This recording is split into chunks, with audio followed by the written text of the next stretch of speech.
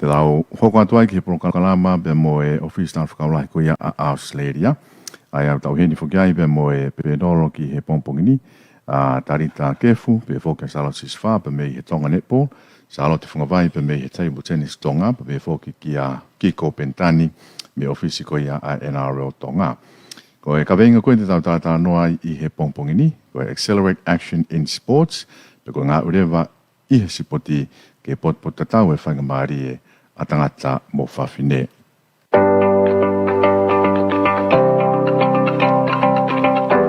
In celebration of this year's International Women's Day with the theme Accelerate Action, the Australian High Commission in Tonga is delighted to host its second series of radio programs to mark this much-anticipated day, featuring leaders from different sectors who will share their insight and real-life experiences. Be sure to tune in at 9 a.m. from Monday 3rd March through to Thursday 6th March with a special wrap-up panel on Friday 7th March. Be sure to follow the High Commission's Facebook page, Australia in Tonga, for more updates. Join us and be inspired. Happy International Women's Day.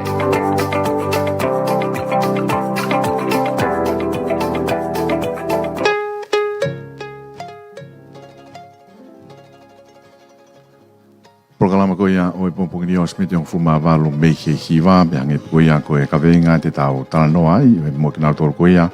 meihe office staff kaulahi a Australia pa pe foki ki ngā ho ngā ko ia i he sipoti ko e Accelerate Action in Sports pe ko ngā rewa i he sipoti ke pot tatau e whainga maari e atangata mo whawhine.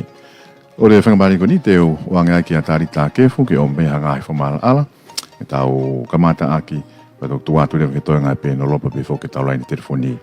ana yang malo darita.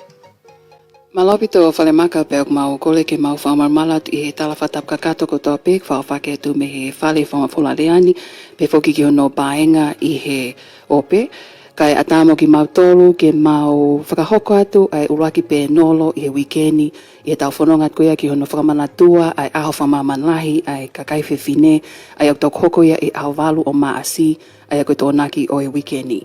Whiwhia lahi au pito ai ofisi e tala whikau lahi a Australia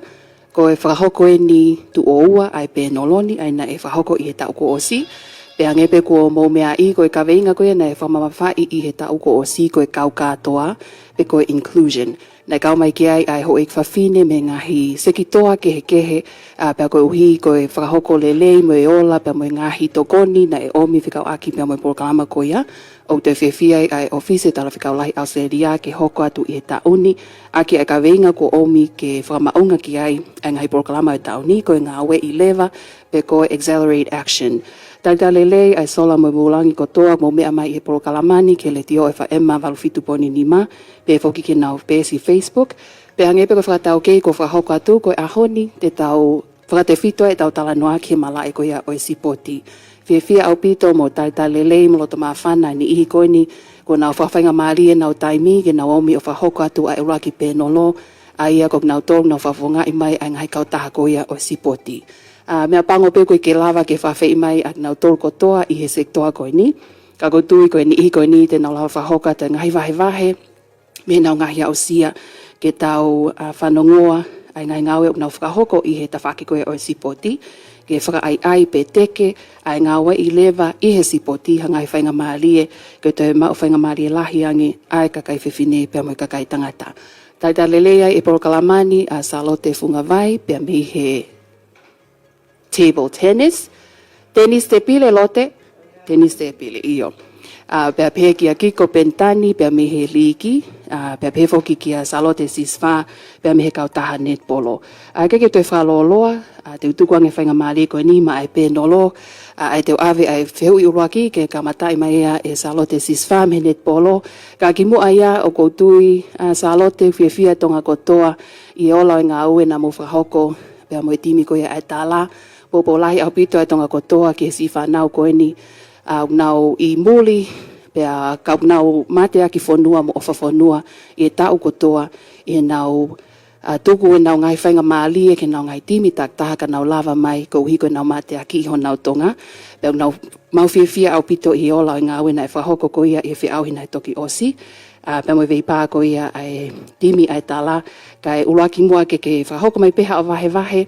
I he kawenga koin ko omi ke whakamanatua ki ai au whamamanahi ai kakai whewhine. Koe hanei ai uhinga ai kawengani ke te koe ai ngā we I lewa. Ai toe teke a tawhaaki koe ni ke potpot tatau, ai whainga maalie a tangata mo whawhine I a tawhaaki koe o sipoti. Hiri peia ko kore ki hongo penolo ke sa lote pe mo kiko ke na vai mai mo ki naua I he whehu I tatau. Malo.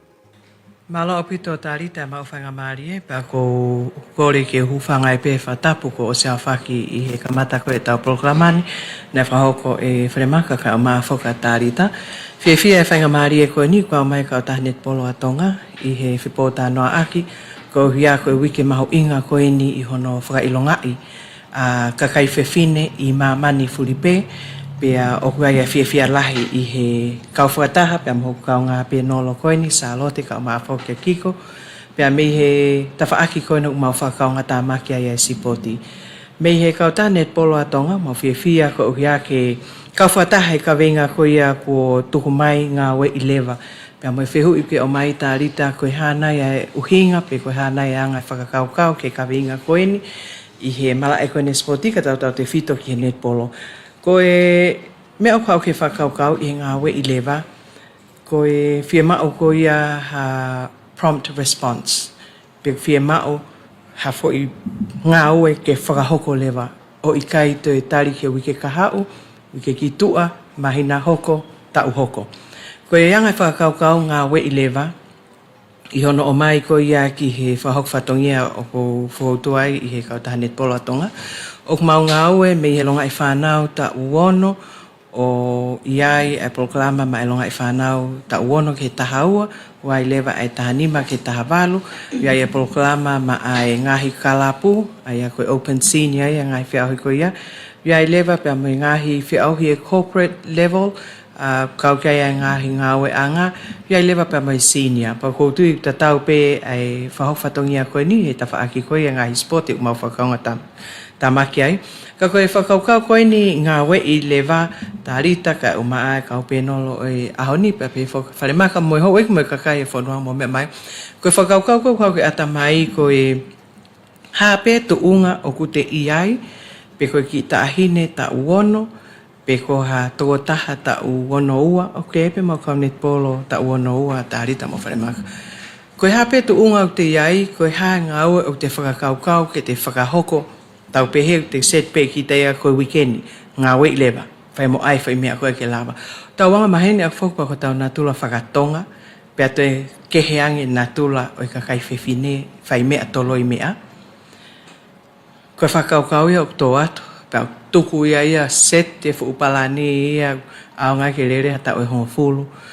pea ko ne seti ko whuupalani ko ne lo ange taimi ko tau tuku ai pea lahi ange ngahi mea o ku whao ki he kakano o palani koe ni, koe toi tuai ange ni au sia. Kai hono whamao opo e koe whakaukau koe he houani,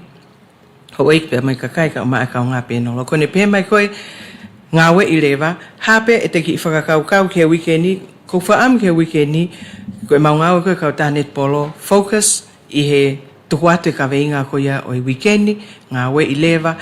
awha maman lahe ka kai whewhine, but mea kotoa pe te mau whahoko I he weekendi, me mōni te wap ke tō naki e nofo wha te whito pe ki ai. Ai koe whakaukau ngā we I lewa, hape ka veinga o ke tuku ke aho taktaha, whakaamu ke hoko ia. Wike taktaha whakaamu ke hoko ia. Pa koe pōre ka te tau tolu, ka kai e whanua, ka kai whewhine whanua, hape o whakaukau e taimini, kai ke ngata pe spoti, hape mala e koe whae koe, waifi koe, ia mea koe whakaukau ki ai, tukoe pai, ngā we I lewa ia. Malo. Saya malo apito fia ke ka fata I pe pa mai pa mai pe no e pongpongi ni fa nga ia te ka ta te diste pira tonga ko fia lai apito ko I ko vai ko ni ko ne kamatai mai he tonga netball ko uhinga ko ka venga nga we I lewa ki te au ko foi le ho a ka me ai ki e fa ka ko fa vave pa mai whakaola. Ai a koe ko whakaukau ko ki ai. Whe mau ke tau whe mo whahoko lewa ngā oe ko tuku mai ke tau whai. o ika ke te tatari hangi koe lawe koe ni koe aisi o mi hene po. Hangi koe lau o ke e taim lahi o tau toloi ngau e ke tau whahoko lewa koe hangi koe lau koe palani ai pe. Pauku malawa ke tau miss out tau tolu a mihi ngahi o la lelei na tau mi lawa o mau ka pane whahoko lewa. Kau kuia i lewa e nā tula taha e tau kakai o kupehe o tau whawawe pa whatamulu lewa. Ai koe mea ia o koe whakaukau ia ne hau kia te au i ngawe i lewa. Whi mau ke tau whahoko e tau ngawe pa whahoko whai wawe lewa kai whai whamato ato. Pa whai ke mahino o ku mao haola mi ai. Ai ko ki tāna ki vai at pea ki he kawenga. Malo.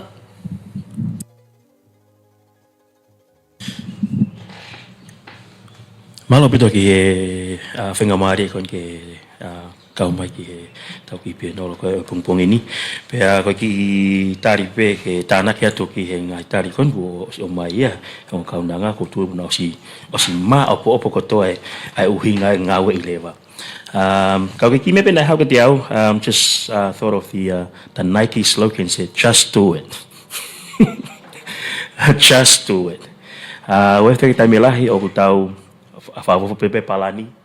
Taimi ni ku tau palani ai pe. Kakai whemo ngawe i ngai palani kun kau fotutu. Kia te au, koe ngawe i lewa koe hange koe lako Nike, just do it. Ka waha mea o ku palani ki ai e ngai sporti, whemau ke whakau koe whi whakau kau, ku whanau i mai ke whai,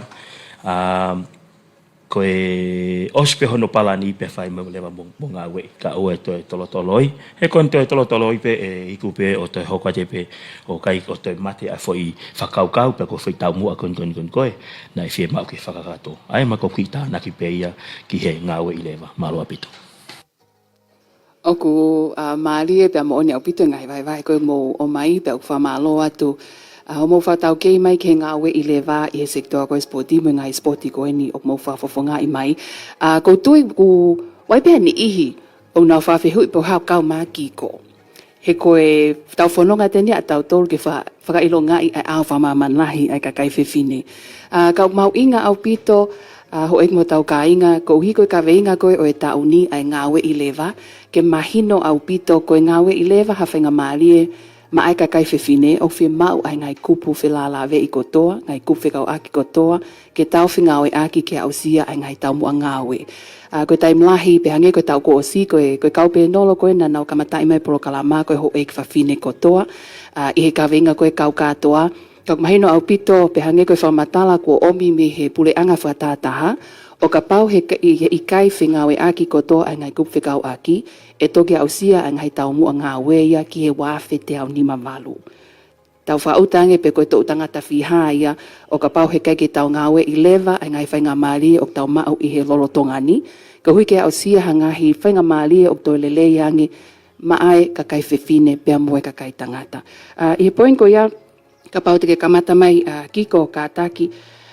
i he ta whaaki koe ne liki mahino ke te au ku ngai proklama e tolu o whaate whito ki ai ho mou tokanga koe ia ki he hako tupo e whonua pe ke kakai whonua i he teke koe mo i lelei o whak ai ake sipoti sipoti whoki ki a te au o ku wai iwi ma kehe i he spoti te tau whunga waka kehe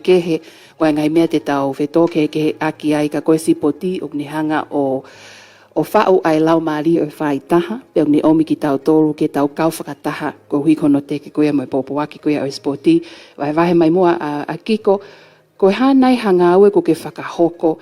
ke tokoni ki uno whaka ai ngāwe i lewa, ai ko hawhainga maari ma ke heni, maknau tolu whakatau mua ke ai umo ngāwe koea i sporti koea o liki. Ka pau pe kamata mai kiko, pe he lewa hoko mai lewa salote, ai ongo salote, malo. Malo apito i whainga maari ko ki ho mau ofisi fo ki Tonga ni ai ko National Rugby League but National Rugby League kon ko Australia ko ai mau ofisi ko Tonga ni ai ko mau fai fatonga i Tonga ni ko mau anta ma to ki Australia Penga mena ke vai ki ai ko e ngai programa ke he tolu mau whakaere ko i Tonga ni ai ko e health and well-being ki he apea ko lautohi pe waifu mau programa ko i voice against violence ko e reo tau i o whamamahi ai whakahoko ia ke ngai korisi i he form tolu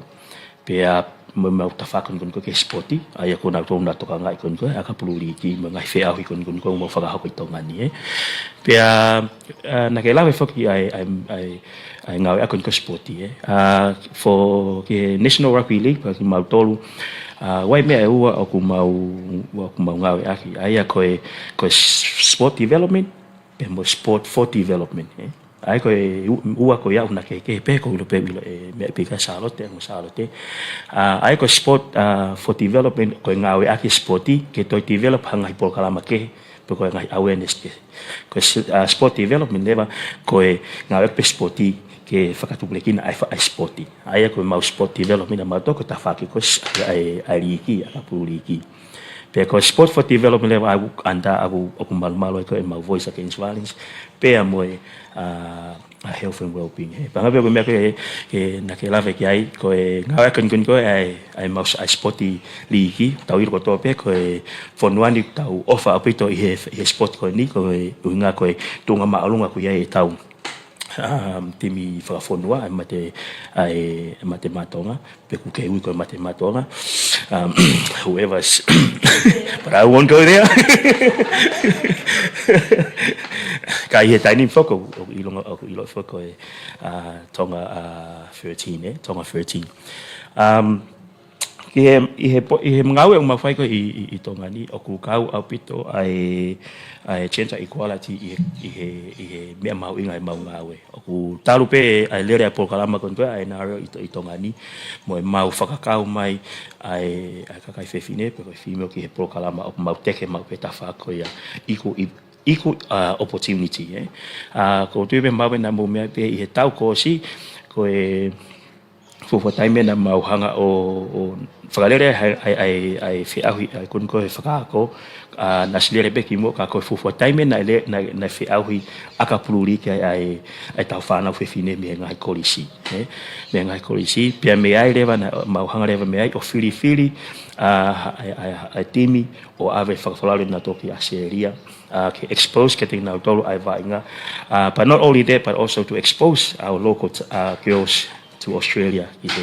ki tunga whainga ko ni. Ai me tau ko sine ma whainga maari ai toko tahai, ai kurotonga i a serie he tai nimi.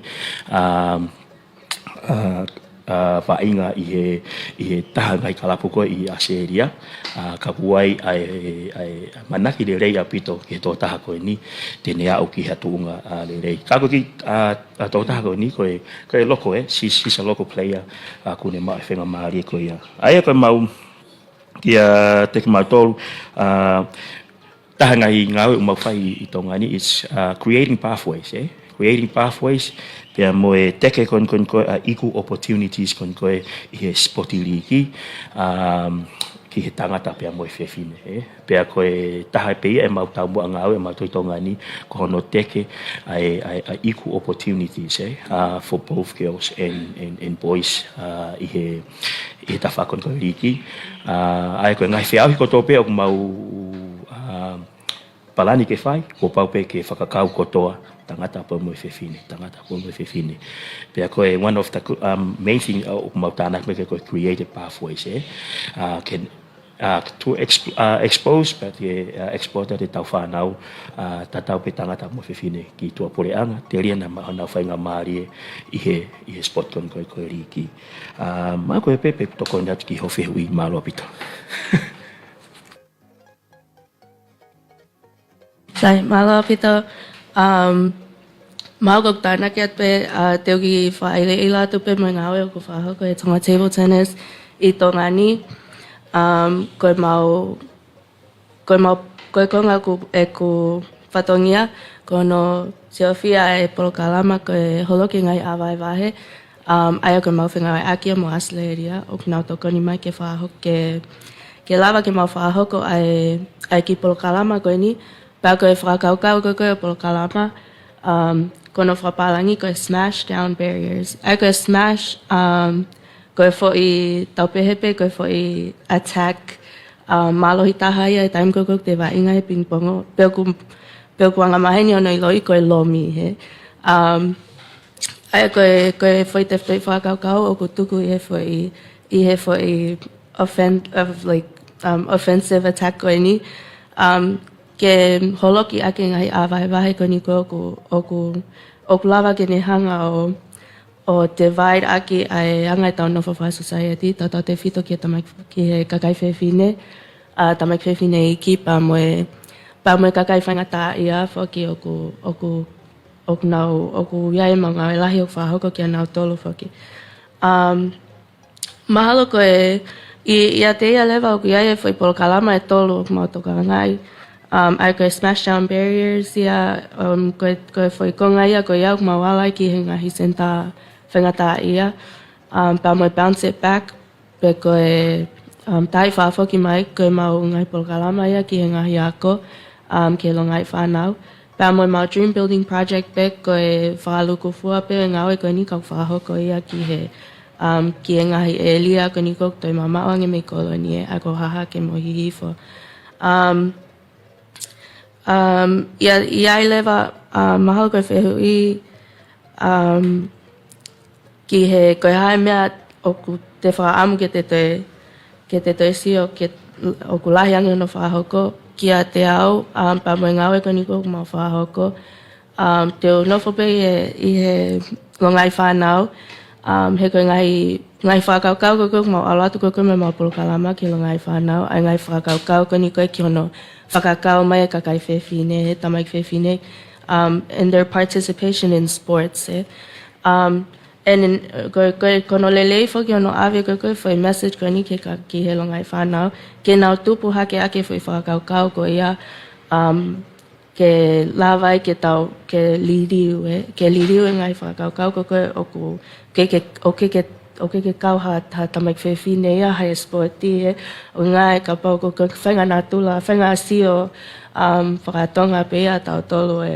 he koe kakai whewhine o whemau ke nau nofo mau pe nofo mau ka I he taimi koe haoi ke sporti moe ngau e koe whamalo ni ki he league moe teke lahi koe koe ai kakai whewhine ke nau kau ki he rugby hange koe lau koe ngahi opportunities ai pe au tau mao me ai pa moe taimi koe ku mau whahoko e mau ngawe ok mau whenga ke mau tuku ate ngahi opportunities kai koe leadership opportunities so lava ke o mai e kakai whewhine nau hao volunteer nau hao coach aloha ke a level o taha even athletes women athletes with disabilities ok nau aluki muri e whafonga e whanua so things like this ok lava ke tokoni ki he nau self-esteem lava ke nau toi confidenti ange ki ngahi ngawe ke ngahi ngawe koe nau whahoko ike ke ngata pe e sporti ka itu ai e sporti ngahi ngawe whakaaho and one of the things nau whakaamu ke toi sio ki ai PSP he mau polokalama koe ni koe he kaureka I think ke normalize the sports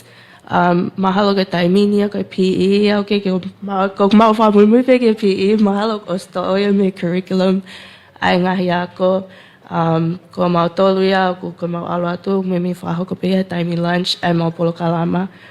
ko ne kai pe koe ofi ki he tuku but that's out of courtesy me ngai pure ako so I think, and even if there is PE, maybe enough big aerobics, cardio. I think it's good if we get omai ngahi sporti get ako whanau ki sporti koe ngau pe you know like Zumba and stuff. There are also sports e lava ke nau te ke whahoko e nau whamalo sino pea hange koe tau lave oku lava pe ke mau ngai whainga maria me ai. So, koe ape, malo. Malo, tāna ki atpeki he whewaiwai aki koe o he pongpongini. To e whao pe ai whehu I koe ni o whai kia e mau ngahi whalawlawe. Koe anai ha ngāwe ko ke whakahoko, ko tokoni kano whai ai e ngāwe I lewa. Ha whainga maria ma kehe mai kakai whewhine mo e kautaki. Me he tawhaki koe a netpolo, o ku koe mea lahi pe o puautui o ku whahoko kono o ate whainga Māori e, pe koe providing opportunities ki he ngahi tawhaaki kehe. Taimi lahi whau tau whakaukau koe ke sipoti, koe tau sio pe ki loto mala e pe koe riki, pe koe table tennis,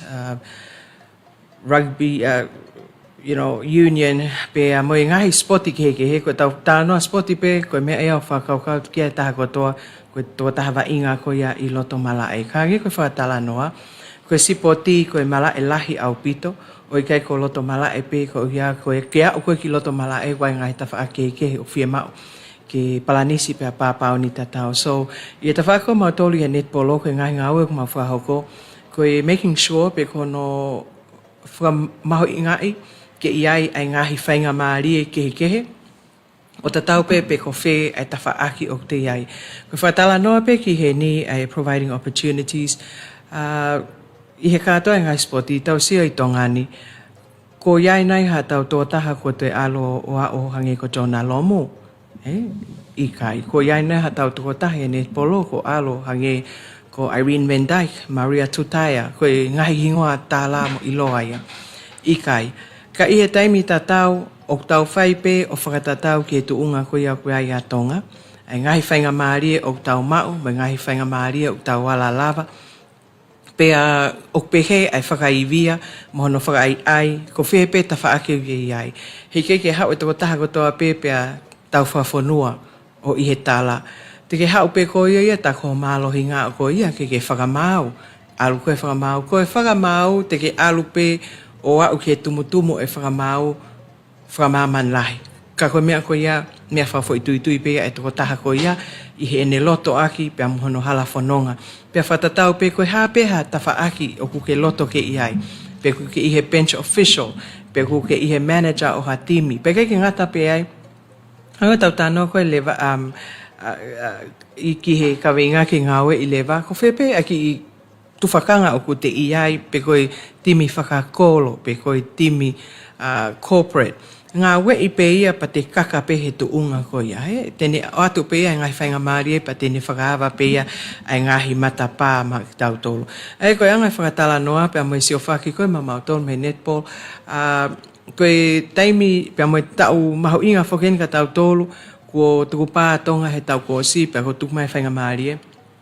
Ke tau host ai Pacific Games o I wanoa tolu taha. Pako taha ngahi mea o mau sio whaki ki ai ke au ke wanoa tolu taha. O lava pe a netpolo o whakarere ai netpolo officially, like officiate ai Pacific Games hosting netball. Koe taha whoki ai ngahi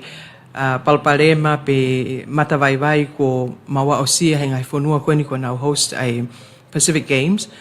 Toi lahe more hono kore ke ngai whanua ki heke o atu whatata ki pe koe Pacific Games Network o si I Solomone, lahe ange nau paanga no more, koe kore mai ke o ataka official mei Tonga, fisi mo whewhua, ke ato whakarere e nau sporti. So, it may be something, pe koe taha ngai mea ke sio ki ai, koe ngata pea mautolu, ka atoa ngai sporti, ngā ue mei heni ke wanoa tolu taha, au ki ai,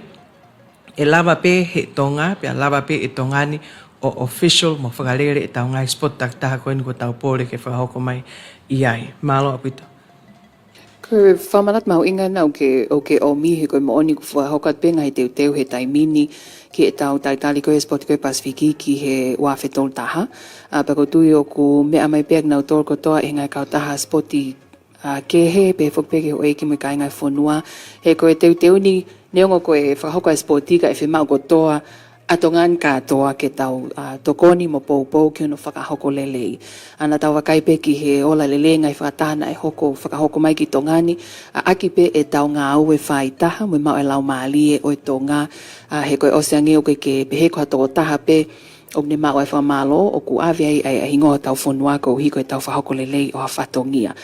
Hange pe koe whakatau keina e tuku atu, koe Porokalamani e iai whainga Māori o ka pau ke whiekau mai e tok whailonga ma whale maka ki ono whakatata e laine telefoni. O ka pau koe ha o tokoni pe ko ha o lafo mai ke ka veinga ko ia whamanatua ki ai aho whamaman lahi e ka kai whine koe ngā ue I lewa pe koe accelerate action whawhi atu ke mo tok whetutaki mai I whakatat koe e laine telefoni. Ko hi koe talanoa whahoko I he pongpongini me ta whaki ko ia o e sipoti. Sa lote sii O ka pau te ke wahe mai koe ki he whihui o ko, ka taki na ke osi whatau ke me pe ki ai, i anga koho wakai ki he whakahoko koia ai proklama whamalo i sino ai whanau a koia e ngai ako anga. Ka iho o wakai koe hanai ha whaahinga ka veinga ma whatukituki. Pe ko ha pore o ke pehe o ku totonu ke toi siofi whakalelei, pe ngā we i lewa ke tokoni ki ono whakaivia ai ka kai whewhine. O me i peha o whakaukau ki ai, pe tau toki hoko ki a kiko, malo. Ia malo apito. Tuke ake pe mihe lawe koni koe ke normalize hono mai koe koe ngahi sporti.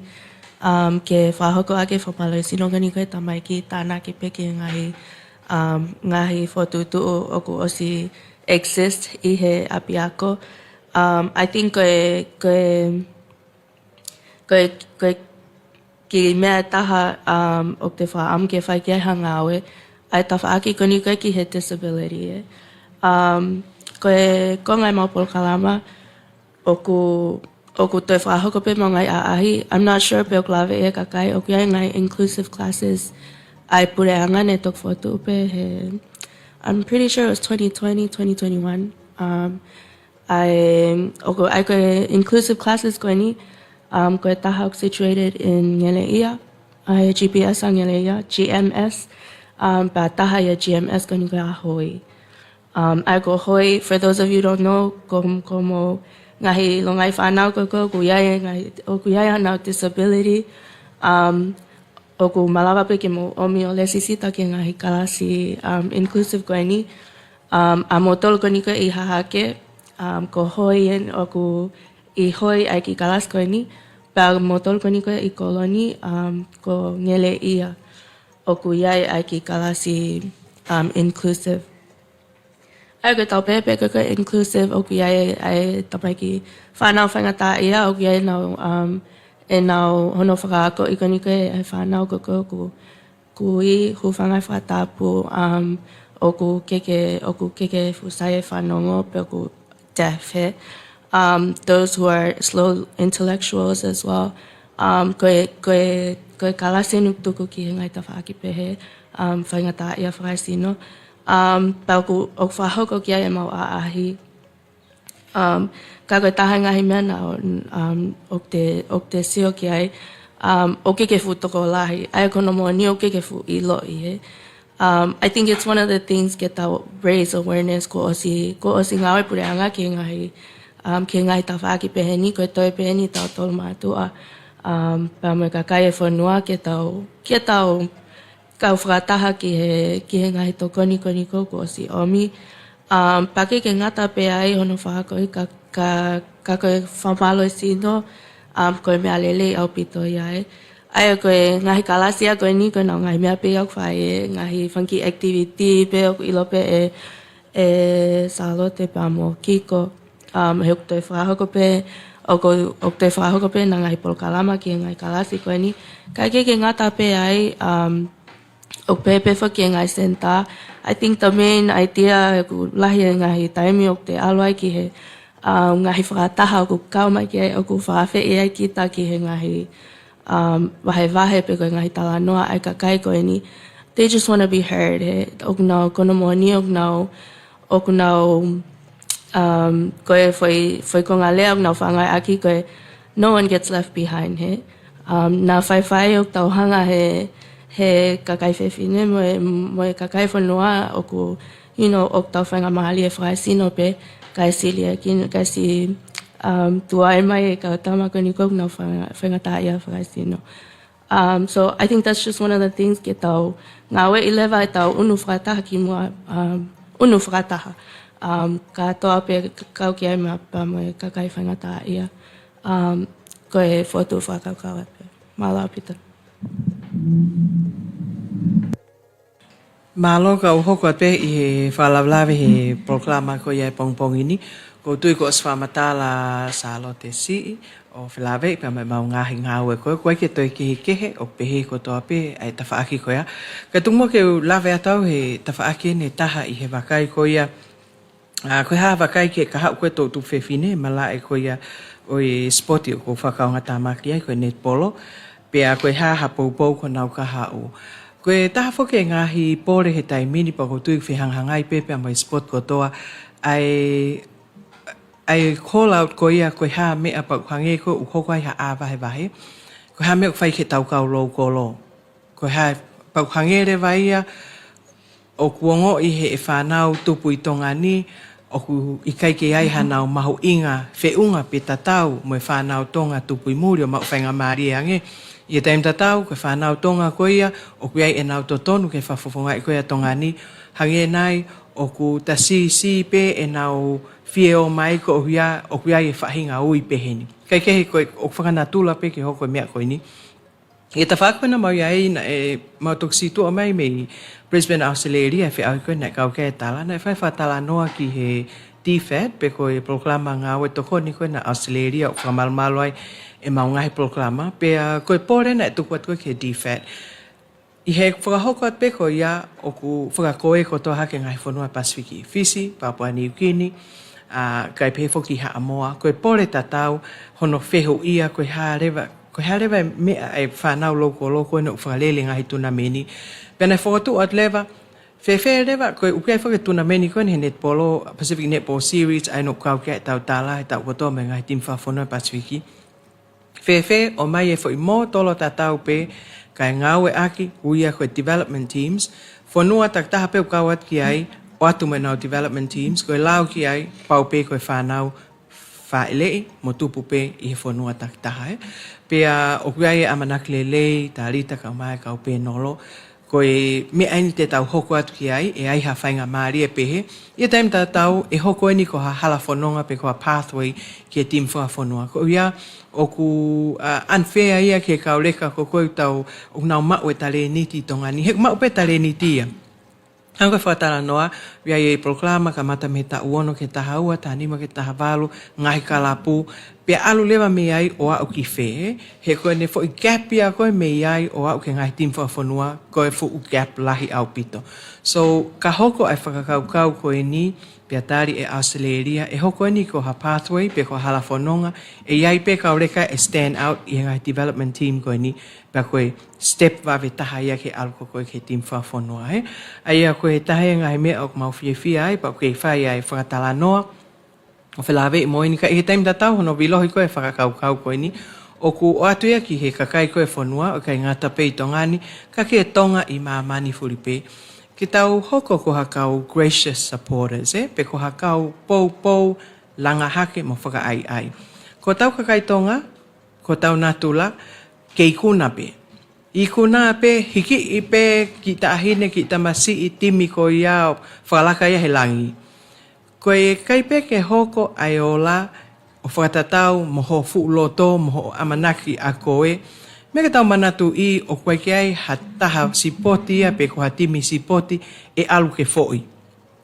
Taha kotoa pe na ngāwe i pa whai ene homework ma ngāwe kotoa pe koe o ke ikuna. Loto mala e, mea ke heia koe ke tau pure tau tolu ki ai. Ka koe mea o tau pure ki ai e tau pou, mo e tau loto i Tonga, pea mo e tau ofa Tonga, ke oua hoko pe he taime ikuna, pea taime pe ulungia, ko hange rewa ko ngalo, ai whanau koe ni, pe koe hape sipoti, liiki, agapulu unioni, netpolo, tenis te pire, soka. Mea peke tau manatu i koe whanau koe ni, o whainga taa peke sio hif peka kita. Te lava, o whai e mea o whai he whanau koe ni, hanau tale ni ti, te lava, o put yourself on the line, ke whakaanga mai e tonga kotoa i maaman fulipe, koe koha su whaingo fua e ni ke tui. Pa koe tahai ngahi pōre e tā rita ka mākau penolo mo whane mākau ko tukuat ke kakai o whanua. Ke tau be gracious supporters and be better supporters. He whia mao e pou he whanau sipoti he taimi o ikuna, ka oku toi whia mao angeia he taimi ulungia. Ke nau ke iongo i pe o ke iai pe ai ofa, o mo ke iongo i tatau pe e nau ofa whanua he ikuna mo ulungia. Toki mea ke heia he kapau na e fu whakawareware pe fwoi tō tahai ko ia au ta e teu. Tuku atu ia koe ta wha ake hei hei kei lawe au ki ai. Ka koe huinga, taimi koe tau sia tuk whai haki tō taha hanga awe lelei, pe ko ha timi hanga awe lelei, ke tau hoko koe kau gracious supporters, mo kau ofa whanua pou lelei langa hake ki he kau sipoti koe ni. Talita ko ki tana ki peki he rockfehu igon ko urgent issues there needs to be addressed. I've been lave peki mua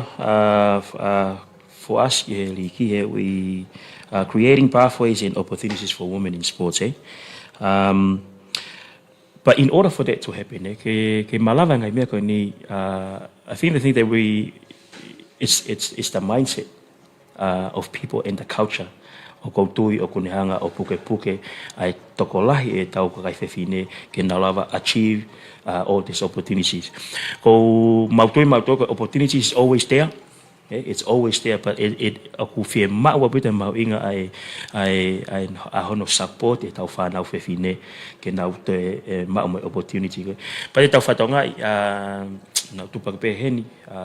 toki lera te muri pa fok mai ko ni e time ko na me teke pe sport me be teke pe e tau whanau tangata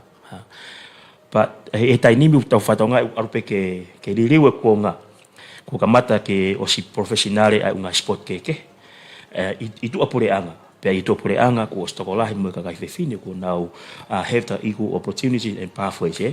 ka ko e tala no ko ni I tau ki fonua koutui mautui e malava pe ke tawa ki he level ko ya but there's a need of change of mentality and a need to change of relooking at the culture because culture also den lava o puke I think amari oku e ma he tau ka he tau fa na fine pe ko e ka fine I ta fa kon sporty so mauseba matolu with any sport because netball table tennis soccer rugby union I think the best example te ulava ngawe akisiga I he akapuru unioni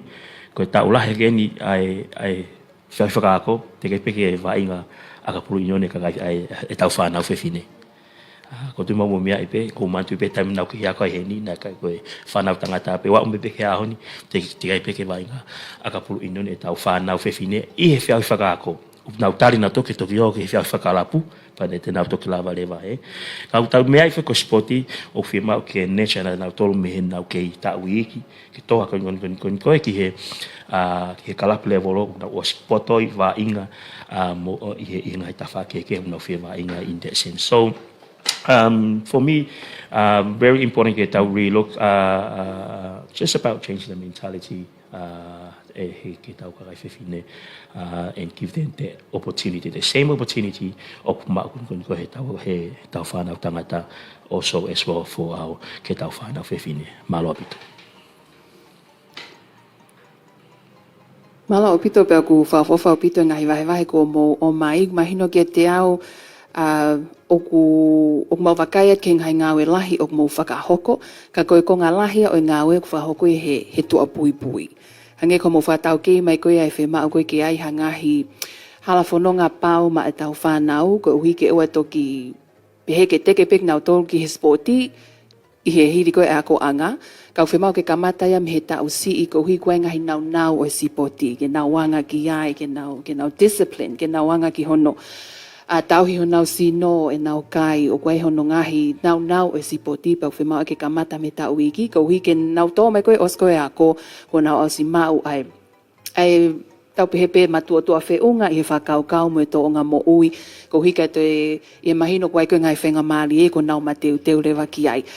ko hika koe tau taimi pe hange pe koe whatau kei te koren ke whale maka ke ne whakata tau laine telefoni hange pe koe na e o atu koe Broadcom ni ai ofisi tala whikau lahi a Australia ke no whailonga I koe ai aho whamaman lahi ai ka kai whewhine o toki whailonga e nia e hau tokona ki o wikeni aho walo maasi kau tau whanonga tueni I he wikeni koe uwaki eni o ngahi pe nolo e whakahoko atu aia o ku whangamaunga pia ke kaweinga o ngāwe I lewa pe koe accelerate action ai o ku hene kau whafofonga me ni ihi o ngai kau taha sipoti o ku atale vai laine ka pau ai hao tokoni pe ko hao lafo mai tau ngau akipi a lea whakapapa pe tau no fofoki ke tau kaweinga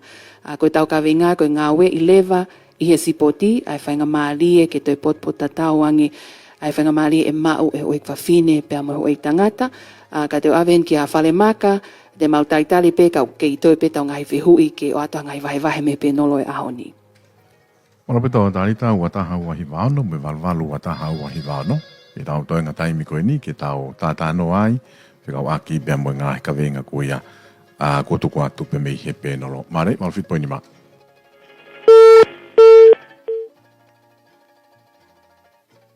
Wataha ua hivaono, me valvalu wataha ua hivaono, ka veinga koe ia tau tāno ai Accelerate Action in Sports, pua ngāo i rewa i he sipoti,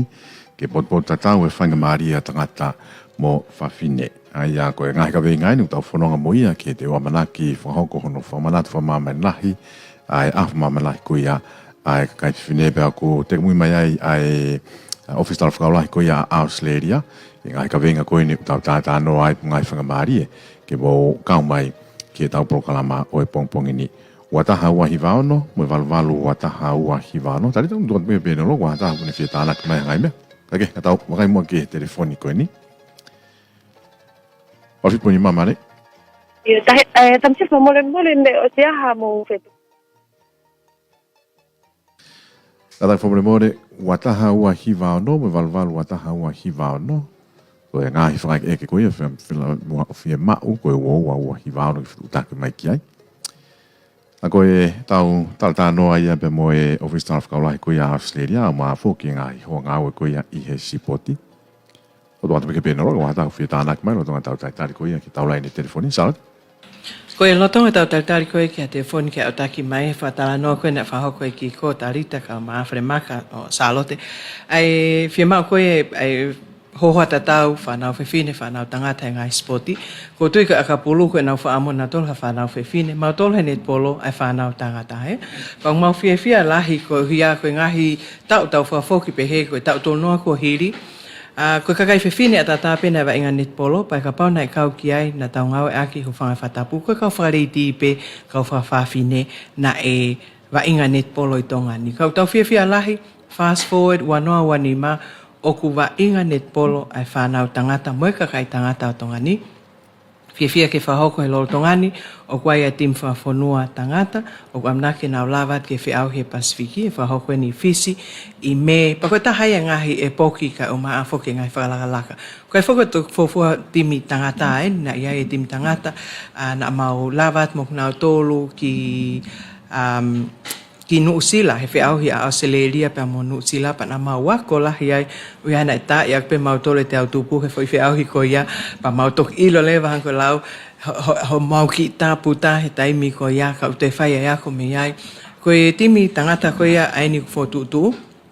comprise ia i he matua tangata me ngahi ngawe anga ai no hau na to me corporate level we're very happy pa mau whia lahi ki turn out ko a kakai tangata na o mai o trial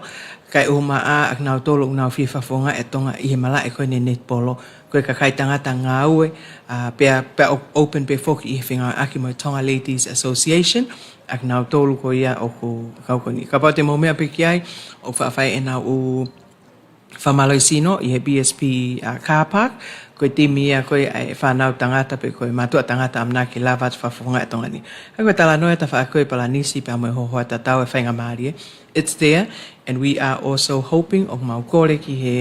kautaha ko ia kaupure ako ke whakaata e net polo ia ke lele i he ngahi ako anga mixed oi kai ngata pe os lele pe foke whanau whewhine but we're hoping wanoa wanima ke nau whaata mai ke ata ke lele me net polo ia but who knows ko anga pe whaka amo ke whikau aku me tau whatata noa ko he pongpongi ni Koe malo salo te pek foke mana tu ki he time koe nei kamata mai koe campaign koe kau mai. Wa whetaha tolu. Koe mo ni koe pole lahi. Ke ngai family mo tu kui kolo ko hi koe whatongia koe ai kakai whewhine. Tau le ake foki ko api a whawhine. Pea koe tō lahi nei hange nau keke nau tali ke ome kakai whewhine ke whakato lahi mai ome koe net bolo ko hui o whi ke wat ki api ko mau mai whanau, ko mau mai mea toko ni mau awhi. Ka ke tau mana tua koe mo oile lei ai whewhine o api e mo oile lei le vai whanau, mo oile lei ai family, pea mo e tuku i kolo o hao le vai ki atu e whonua mo oile lei ange. Ai a kua ua pea pea mo e si ngāu e koe mo e whinga e tau pot ngāu e mo ui. Ko hi o ku tau tuki mua foki i he ngahi whoko utua koe ni ke to o ngā mo ui, pea o ku mau ingai ai ngāu e koe mo whakahoko. Pea mo os whatau kei mai pe, pea nge koe whatanoa koe na asalote, ko hi koe tau urunganga whakafonua, me ngai tuk whakaholo o tau pehe o ku hoko koe a vahe vahe, ka na e whamatala ki ai a kiko, koe whakakau pe ai tō ngā moeanga koe e tau whetu utaki, moe ngahi mea ke tala noa i mea lele ai whemahino aki, ko uhi ke tau toi langaha ke ha Tonga koe o toi mo ui lele iange, pea o Mālia au pito e ka veinga ko om he tauni ke whamanatua koe aho koe ka kai whewhine, he kua oua pea moe ka veinga koe tau ko osi, ai kau katoa, tauni tau ngā ue i lewa. Le au pito pea e tala noa, ngahi fono koe whelafo aki, ka koe mo o ni whemao ke tau wala nima, ko uhi koe whaunga pia e tō hokoa e tau ngahi whakaamu. Lele au pito pe ngai luku whakaukau, wheringiaki ai ngahi whakotutu ngawe kehe ka koe mahau i ngā ke tau wala nima, ka atoa, ko uhi koe lele he ke ngata pia ia ki tau tolu, ka e mao e ola ko ia i he ngai tō tangata koe ka hau mo e tau whanau. Hangepe ko whatau ke te whale maka, o atai lai ne na o ke nofo mo utafu ua i he development team koe ni ko o pehe koe e whakahoko ko he netpolo ka o ngau inga o pito ka pau koe ha o tokoni pe ko ha o lafo mai ke ka veinga koe ia o ku whaike tala noa i ahoni ko hui koe tau whamanatua aho whamamanai ka kai whewhine ka koe ahoni koe sipoti ai kui heni ai akapuru liki te pile tenisi pe mo netpolo ka e lotonga koe tau tali whale maka te utoe whakipeke pēnolo ka pau te tau kamata me a Kiko. Kiko, o me moa pēha o wakai ki he ka hau koia o e tō tupu whewhine i he malae koia liki. Koe hānai hau pōpō ke ki nau tolu. Ko he mahino mai koe ngahi whamatala ko ke o mi te whemao peke toe whakatolahi ange nau kau mai ke akapuru liki. Malo pito, mau mi tafakun kun koe mau sporti pe mo akapuri ki koe me pere mau hoko hono fai mau pe ko no encourage pe ko no fai ai tau fa na fefine ke nau kau mai ki he sporti pe koe taha foki i he sporti po lo bena e lave pe ki ai taha kau penolo koe sport ko tope foki o koe sporti pe, but there's also other opportunities ai koe mau tafakon koe mau sporti i office o kunau nof mo pe mo palani ai ngahi training ke wai training ke kau coaching wai training ke kau referee wai kau training ke kau trainers whatever mo training ke kau official pero time ko tope o kunau palani ai o kunau ke whakako ngai training ko ni unau whaka ata ko to ke whenga taha pe pe unau whenga mau pe ke kau mai mo tau whanau whewhine ke ngai training ko ni o ku whawhewhia ke tai nimi o ku mau whenga au e ki whatafu pe mo TTI i nau ta whakon ko e nau sport trainer ko e lere kon ko e mau ngai whe auhi o ku whenga au e ki lewa mau team sport team o ki nau tolu ko nau kau student ko nau tolu ke nau ma kau mai ki he ngahi training ko ni pe just to gain experience i ngā ko e ngai ta whakon ko o ku nau tolu pe whawhewhia ko e kau mai kon ko e whana wako ni o ku toko lai pe mo e tau whana fini o nau to'o e ta whako ni so e hene pehereva o ku au kai ko te pe ko ke vainga pe kon ko sporti ka we pe mo ngai opportunity e lava ma wai ki he tau whana fine pa ku pe ko ilo tau pe mo e table tennis pe mo netpolo i he ta whako ko ai official official ka whakamau mo e ngai ta whake e lava po mau opportunities ke tau whanau whewhine. Pea kai ke ngata pe ai po toi te kai pe ngai opportunity kon koe e lava mau i muri i he forward i he sport ko tu sport ko to pe to ngani ko tau whaamu ia ke mau ngai whenga maari e tau whanau ki muri tau se sio pe ai to lai tau whanau tangata ko ma nau whenga maari ke ngai sport ke hei muri pe ko tau whaamu ia ke to e kawai mo tau whanau whewhine ke to mo nau ngai whenga maari a ki nau tolu i ki muri ke i ta whakon ko sporti malo pito. Tuko tueni ki he ongo salo te ka pok te hatana ki mai ki ai kataki. Malo pito malo koe foi tefto e whakau e nia ko stuku mai e Kiko koe pore lahi foki ai kike tau lava think outside the box koe anga foki e tau whakau si koe sportia koe toko tawa i ngā pehe no oke ke pehe ia o kuia e ngahi tawa aki ke malo koe foi whatata mahino pe ki ai te unga aki pe au Ko au I he table tennis nau kamata wainga pe au ia. Ko aloha ke pe o mao ko coach ko ke I he Tonga High School pe au ia pe ko Tonga Side School. Ai mao ke si pe foi whanga maali e koe ni. Ko mao ia level 1 international table tennis coach. From there, now I like I go play double role level ya wainga te coach right. Alu pe au ke whanga maali ko alo ave ngai timi ki muri. Malo ko fofa timi now ave ko wafe taha walu ya ko ke ta ua taha like I laile ko ya. So very young. I think ko foi whakau ya ke te kamata ke isi I pe hono tuku mai e whanau whewhine ke nau nofo mai ki he atakai o sporti ke ngata pe he nau mao e mo I lelei.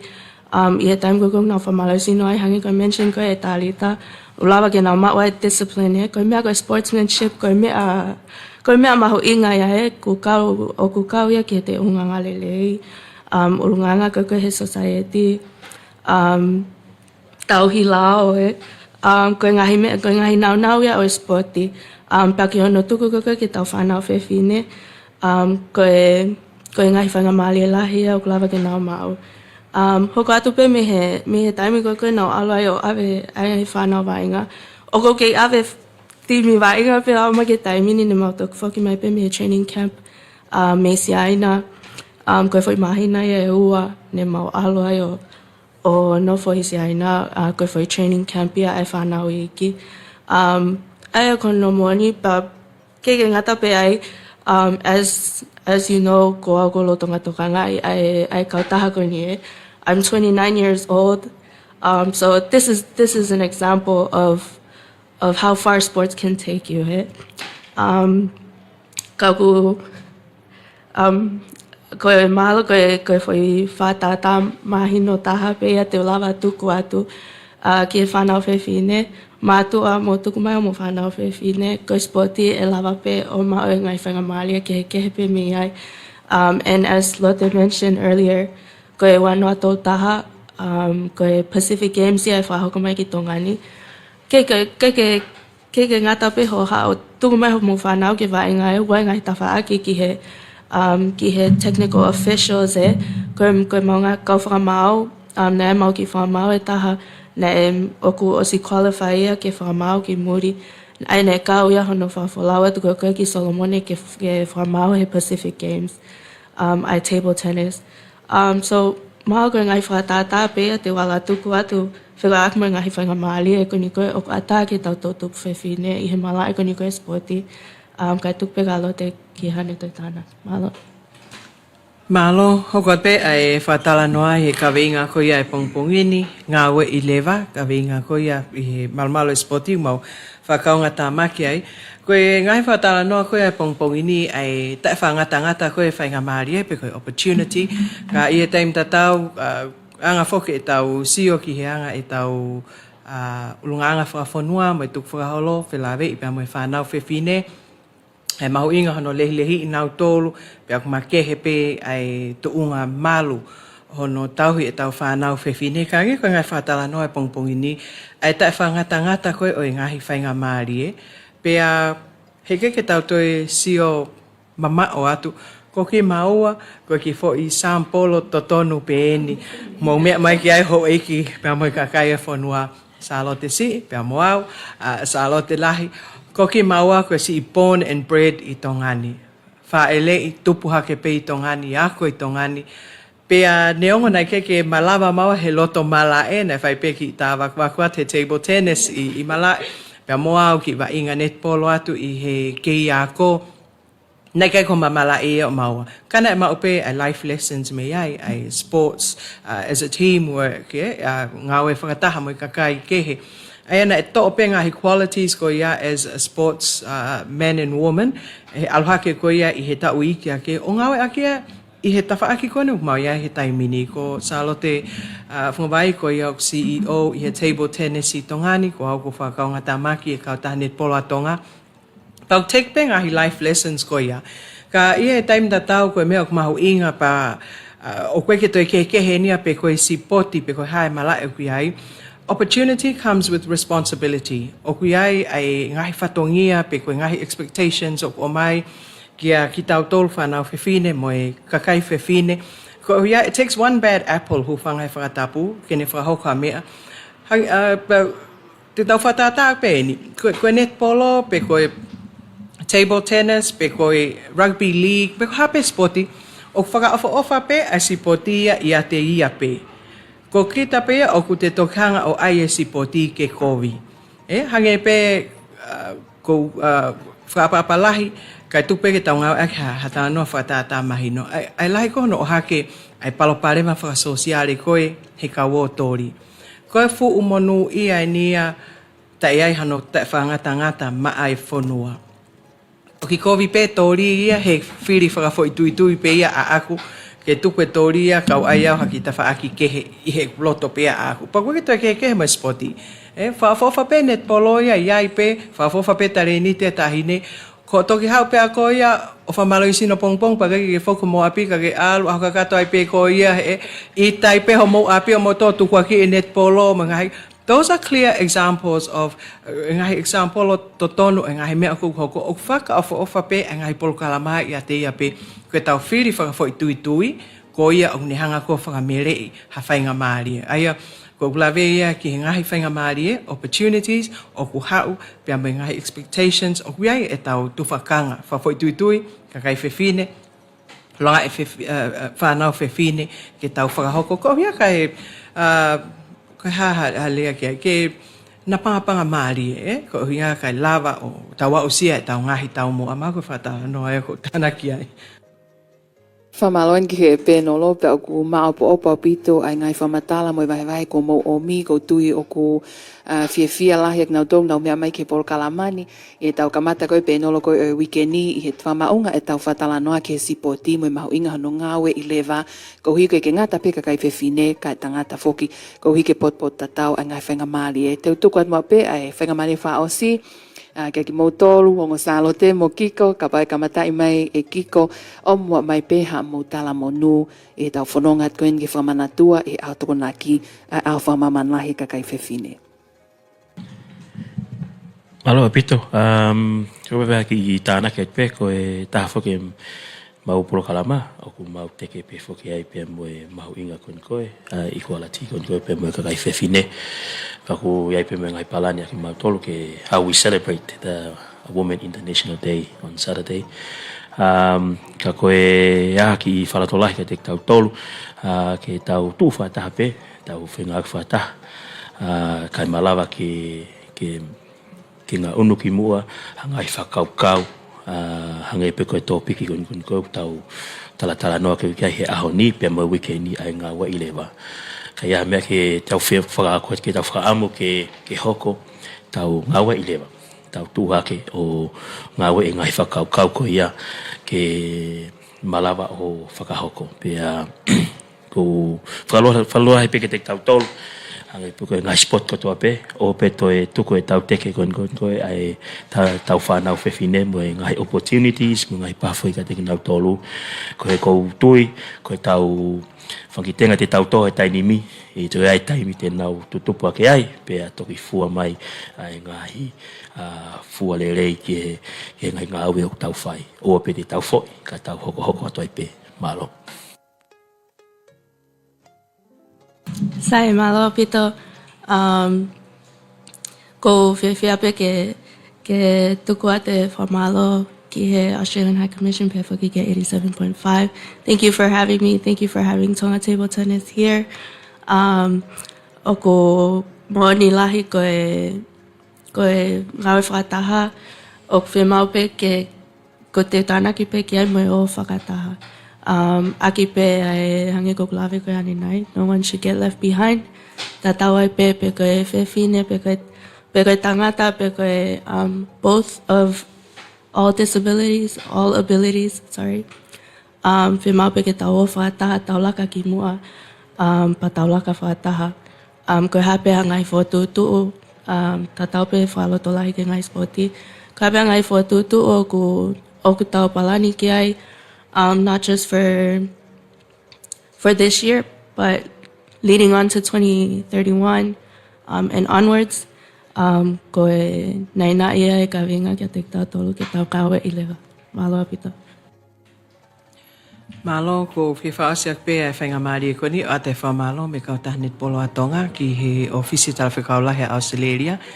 Ka uma a fo ke walwhit poini mai mau whainga maari e koen ke kau I he wike mau inga koeni ono whamanatua ka kai whewhinei mā mani pēa pehe ki he proklama koe a honi koe whakaukau pēu wha o se aki ai lave koe he pongpongini e tau ka veinga koe a ngā wei lewa ai pōre utuk mai ka te tau tolu ka kai whewhine o mamani me ka kai whewhine o tongani ko tau tolu ko apia whawhine ko ki tau tolu o tau whai hono wha utaha mo hono whatahataha I koe ai whamiri I kamataanga me wha o singa koe ai aho pia koe pōre o tuk mai o I ka venga aho ni ka kai whewhine ngā wei lewa hange koe lawe I he kamata o I ke tau palani whakatau e hongo fulu koe mea lerei au pito ta uanoa ka tau kamata pe he tūkunga o tau iai hae te ki palani ke aho ni na whatatak pe ko ki palani ke aho ni ke kamata aho I he nima pa na whatanoa ka salot mo tarita ko au o set e alam te o a he whatou noa ko ia ke fotutu e whanau ke wheitu nau iai ka lava ma o mai proklama koe pongpongini first tick of the day na lava ia so ko ngahi pore ia to o si pa ke to o pe ai me au lava o te hori ke te wha utaha gotoa ngahi mea it gets overwhelming but wa ia ka taimi poputu e whakakaukau pe hange ko koe koe ke te malawa kamata si pe hape ki mea lava ngā wei lewa tala manu mo o whātu ki he kakai whiwhine gotoa o tongani ke tau mau ha aho whamaman lahi fia mo fon kiles ia wikeni malo e mau whanga maari e toa whātu Whamalolo te honga ia te kmoutor ko toa whafunga ia te ofisi talawhikaulahi a Australia e o mou tafi malae I tau proklama o wikeni ko rugby no loeni o atai pe whakaafe ki e tonga ko toa mou mea mai a koe penolo koe ni e hoko atuia I he wikeni kakato I taimi hiva pea koe konga honoua o proklama e whakata tuka ki moutolo mou whelafo pe omi ha moutokoni ko hi e tau whanonga tueni ki no whakamana tua whamamanlahi ai aho e kakai whiwhine e autokonaki o wikeni au walu o maasi ka no whakatoa ma lau au pito ki ko pentani me akapululiki Salo te si funga vai me he te pire tenisi peke salo te sisfa pe me he kautahanet polo ko ya Tonga fa maloen ki he FM wal fit poinima fa le maka mo toenga homo timi ngā we I hono whawhainga maali e proklama a pongpongini a whawhe te pe taim tatau a pongpongi malo au pito mo mea mai ka mo mea tua whatu Mo toki mea mai ki he tau proklama pe mo e ofisa whakaulahi ko ia a Australia I he kaweinga ko Accelerate Action in Sports ngā awe irewa I he sipoti ke potu te tau ai whangamaari a tangata mo whawhine ka koe konga pēne ngā he pēnolo ko kamata ia he wikeni ki tau whanonga mo ia I he hanganaki atu ko ia ke whaasinga he wikeni mo amanaki whailunga I whamamanahi ai a whamamanahi ko ia ai kakai whewhine I aho tōnaki whamaloa before ke te koe tāni ta kefu pe me office staff kaulahi before ke ngai ho ngā ukoia I he sipoti salo siswha me Tonga netball salo te funga vai pe me taipu tennis before ke kia kiko pentani me office koia NRL I Tonga